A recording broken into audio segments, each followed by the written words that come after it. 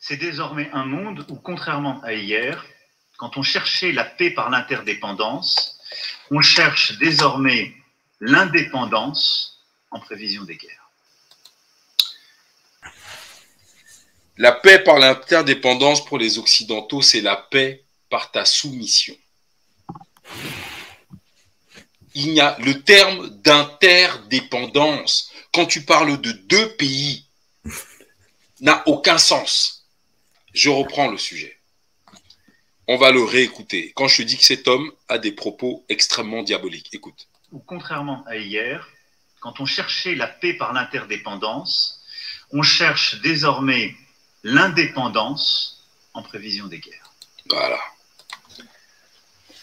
Quand on cherchait hier la paix par l'interdépendance, je regrette.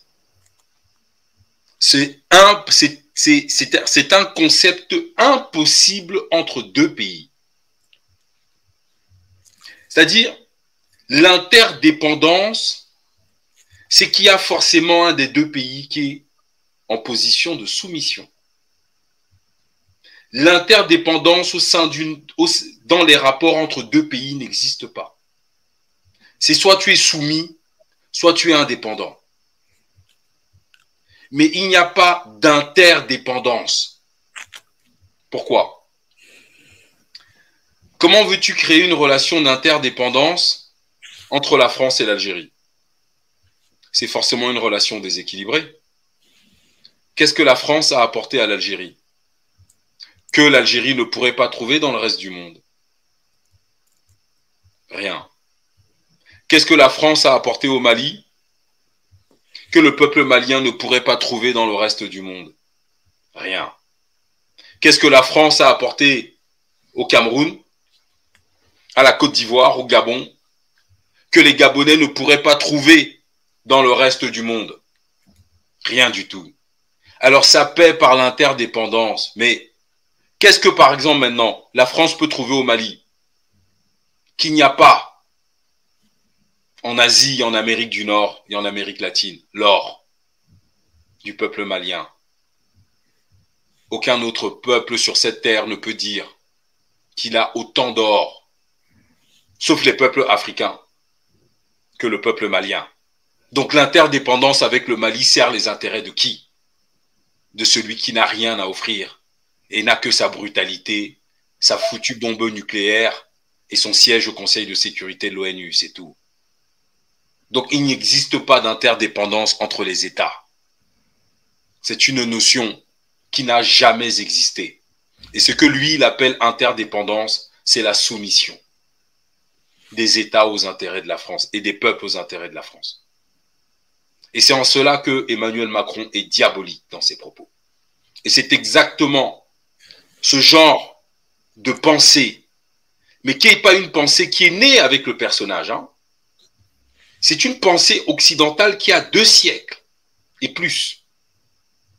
C'est-à-dire l'incapacité du Néandertal à nouer une relation équilibrée avec un autre peuple. Ils en sont incapables. Et ce n'est pas ma volonté ce que je dis là. Citez-moi un seul peuple sur cette planète qui, au contact des Occidentaux, n'ont pas fini dans un bain de sang.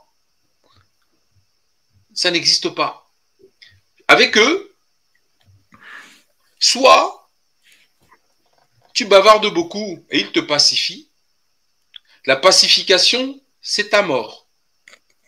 Vivant, tu étais un problème. C'est mort que ça y est, vous avez fait la paix. Ils font la paix avec toi quand tu es mort. Oui, quand tu ne bouges plus, c'est là où tu as fait la paix. C'est comme ça qu'ils sont. Maintenant, la deuxième partie de sa phrase qu'on va réécouter, et en plus il n'est pas fier. Oui, oui, ma soeur, tu as raison, Ornella. Regardez la tête qu'il fait. On va écouter la deuxième partie de sa phrase. On cherchait la paix par l'interdépendance, on cherche désormais l'indépendance en prévision des guerres. Voilà. Le Mali recherche l'indépendance. Mais il faut qu'elle s'attende. Il faut qu'il s'attend à la guerre. L'indépendance vis-à-vis de nous les Blancs, c'est que vous cherchez la guerre. Voilà ce que cette deuxième phrase veut dire. Tu n'as pas le droit sur cette terre d'être indépendant d'eux. Je ne sais pas si vous vous rendez compte, Abyssinia. Qu'est-ce que tu penses de mon analyse? Non, t'as raison. Là-dessus, je te suis. C'est ça. Le mec, il veut parler de dépendance entre deux pays, interdépendance en gros, pour ramener au fait que on peut pas se passer de la France-Afrique, tu vois, Oui. puisqu'on est interdépendant justement. Mais comme on est gentil, on va aller au-delà de ça, on vous comprend, etc. Là, on va aller dans l'indépendance. Mais moi, je vois pas le début d'une indépendance pour l'Afrique, quoi. En tout cas, sous pavillon français. Là, je vois fin officielle de l'opération Barkhane. C'est vrai, ça? Attends. Non. Ça, c'est la fin officielle annoncée. Mais ce n'est pas la fin officielle sur le terrain. C'est un autre débat, il va l'aborder après. Donc, je remets la phrase. Mais non, je te pose juste une question. Je ne sais pas, mais tu vas voir. Non, il ne faut jamais lire. En fait, je vais vous expliquer un truc. Quand un blanc dit quelque chose, ne prenez jamais ce qu'il a dit au sens des mots qu'il a exprimés. Vous devez immédiatement vous poser la question: quelle est l'ombre de son message? Qu'est-ce que ce qu'il a dit sous-entend? Quelles sont les conséquences de ses propos à court, à moyen et à long terme? Quand on t'écrit fin officielle de l'opération Barkhane, tu dois te poser la question de savoir qu'est-ce que cette phrase induit. Qu'est-ce que la fin de l'opération Barkhane sous le format qu'ils avaient mis en place, dans quel autre format cette opération Barkhane va muter? Quand par exemple on te dit fin officielle d'une opération, eux ils sont comme ça. Si on te dit fin officielle de l'opération Barkhane, c'est le début de quelque chose d'autre. C'est comme ça que tu dois réfléchir. Vous ne devez jamais vous dire que c'est la fin et il n'y a plus rien. Non. C'est que vous ne connaissez pas ces gens-là. Fin officielle de l'opération Barkhane, c'est le début de... Il y a fin parce qu'il y a début d'autre chose. C'est comme ça que vous devez réfléchir. Sinon, vous allez vous retrouver à pleurer dans nos villages qu'on a tué tout le monde, on ne comprend pas que c'est... Voilà. C'est comme ça qu'ils sont.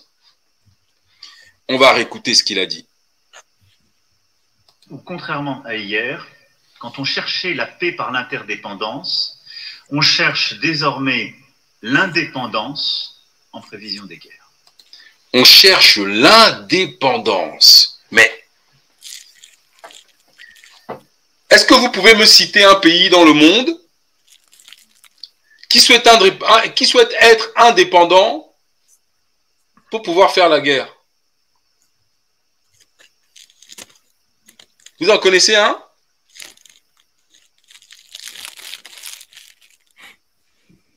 C'est pas possible. Je trouve pas, fétiche. Il n'y a pas. Quel pays souhaite son indépendance pour ensuite pouvoir faire la guerre? Ça n'existe pas.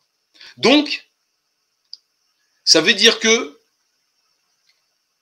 il vient de déclarer la guerre à tous les pays qui veulent leur indépendance. Il est en train de dire aux forces armées françaises qu'il va falloir se préparer à la guerre en Afrique.